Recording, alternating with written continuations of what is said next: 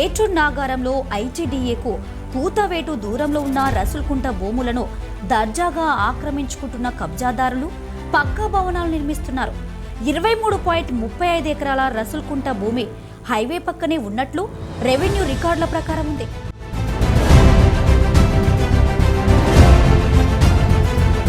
దీనిలో 2.25 ఎకరాలు ప్రైవేట్ వ్యక్తులు గతంలో ఆక్రమించిన అధికారులు మాత్రం ఏం చేయలేకపోయారు.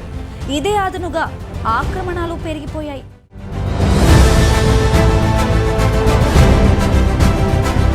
నిరుపేదలు పూరి గుడిసె వేసుకుంటే భయపెట్టే అధికారులు పెద్ద బిల్డింగ్లు నిర్మించుకునే వారికి మాత్రం కొమ్ము కాస్తూ భయపడుతున్నట్లు తెలుస్తుంది.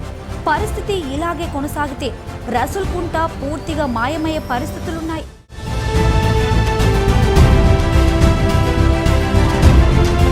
ఇప్పటికైనా మంత్రి సీతక్కతో పాటు జిల్లా కలెక్టర్ ప్రత్యేక చొరవ చూపి కబ్జా చేసిన వారిపై తక్షణ చర్యలు తీసుకోవడంతో పాటు రసుల్కుంటకు హద్దులు నిర్ణయించేలా చూడాలని, అక్రమ నిర్మాణాలను కూల్చివేయాలని స్థానికులు కోరుతున్నారు.